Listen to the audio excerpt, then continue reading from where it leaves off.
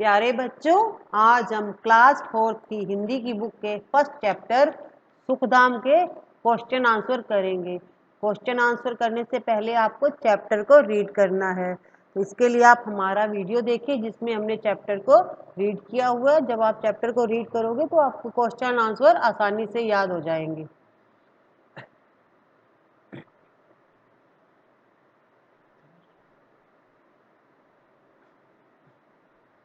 सबसे पहले हम करेंगे शब्दार्थ। पहला है निशी। निशी का अर्थ होता है रात, बैर, दुश्मनी, स्नेह, प्रेम भाव। श्रेष्ठतम, सबसे अच्छा। मनोहर का अर्थ होता है मन को हरने वाला। सुखधाम, सुख का स्थान।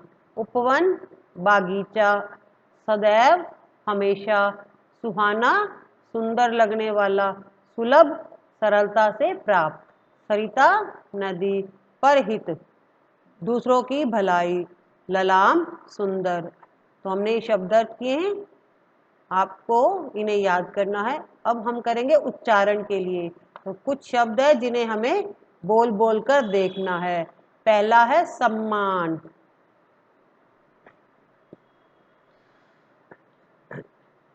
सुंदर, भांति भांति, श्रेष्ठतम, ज्ञान, ध्यान, बैर, यहाँ। मंदिर, मस्जिद, ईसा। ये आपको इस तरह से बोलने हैं। अब हम करेंगे क्वेश्चन आंसर। तो हमारा पहला क्वेश्चन है, हम सुख दुख में भी किसका गान करते हैं?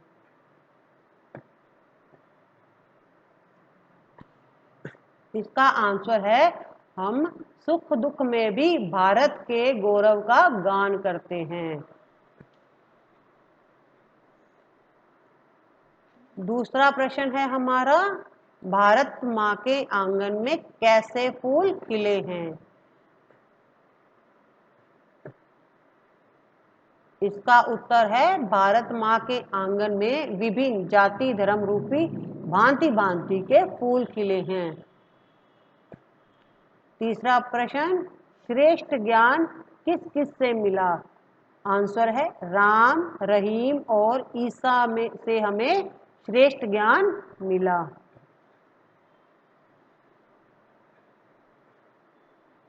अब है हमारे खालिस्तान। तो हमें ऊपर कुछ शब्द दिए हैं, इनको नीचे जो फिलअप दिए हैं उनमें फिल करना है। भारत माँ का सदन सुहाना। दूसरा है स्नेह प्रेम, सम्मान। यहाँ तो हमें यहाँ पर सम्मान लिखना है। तीसरा है दुख सुख में है गूंजा करते। तो ये जो शब्द हैं ये ऊपर दिए हुए हैं, हमें छांट कर यहाँ फिल करने हैं। चौथा है निशी दिन गौरव गान यहाँ। तो हम क्वेश्चन आंसर के साथ साथ बुक वर्क भी कर रहे हैं यहाँ पर। अब हमारा प्रश्न है, सुलभ एक सा ध्यान यहाँ का क्या आशय है, क्या अर्थ है? तो इससे आशय है कि यहाँ मंदिर, मस्जिद और गिरजाघर में चाहे पूजा की पद्धतियां भिन्न भिन्न हो, तरीके अलग अलग हो, लेकिन यहाँ सबको पूजा ध्यान करने की पूरी आज़ादी है। सभी को एक साथ ध्यान सहज सुलभ है। अगला प्रश्न है, सुख का धाम किसे कहा गया है? सुख का धाम भारत को कहा गया है। प्रश्न अगला है, भारत माँ के आंगन को सुंदर उपवन क्यों कहा गया है? भारत में विभिन्न जाति धर्मों के लोगों के रूप में भांति भांति के फूल खिले हैं, इसलिए इसे सुंदर उपवन कहा गया है। अगला प्रश्न है हमारा, हमारे देश को धरती का स्वर्ग क्यों कहा गया है? हमारे देश की धरती का कण कण सुंदरता से भरा हुआ है। यहाँ प्रेम रूपी निर्मल सरिता बहती है, इसलिए इसे धरती का स्वर्ग कहा गया है। अगला प्रश्न है, सुहाने सदन की क्या विशेषताएं होती हैं, बताइए। तो इसका आंसर है सुहाने सदन, अर्थात घर में सब लोग एक दूसरे के साथ स्नेह, प्रेम और सम्मान के साथ रहते हैं। यहाँ सब लोग सुख दुख में एक दूसरे के साथ रहते हैं। तो हमारे ये 6 प्रश्न उत्तर खत्म हो गए हैं।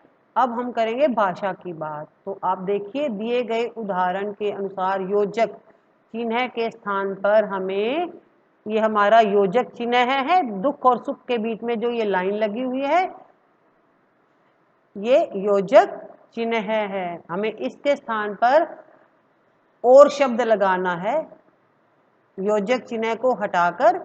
जैसे पहला है दुख और सुख, तो यहाँ आएगा राम और रहीम।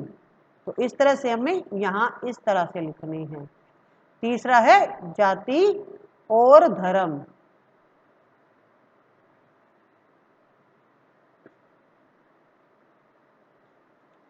दिन और रात, तो यहाँ हमें बीच में और शब्द लिखना है। स्नेह और प्रेम,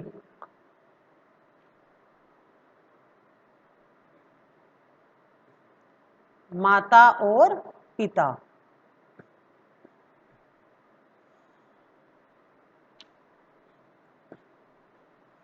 अब देखिए यहाँ पर लिखा हुआ है पाठ में सुंदर उपवन शब्द आया है। यहाँ उपवन की विशेषता बताई गई है कि उपवन सुंदर है, तो हमें सुंदर विशेषण लगाकर नए शब्द बनाने हैं।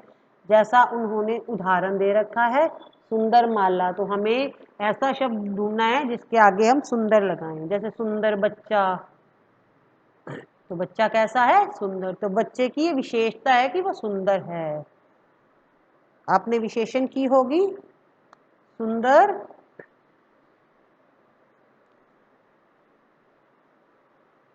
लिखावट।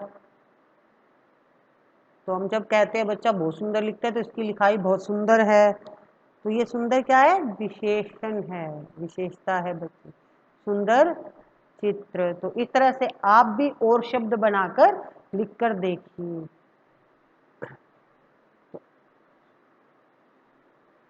तो आप अपने हिसाब से आपको जो शब्द आते हैं आप बनाइए। तो आज हमारा ये फर्स्ट चैप्टर फिनिश होता है। हमने चैप्टर को रीड भी कर लिया है और आज क्वेश्चन आंसर भी कर लिया। आप दोनों वीडियो जरूर देखिए जिससे आपको ये चैप्टर अच्छी तरह से समझ आ जाए। अगर आपको ये वीडियो पसंद आए तो सब्सक्राइब, लाइक और शेयर जरूर करिएगा। Thank you.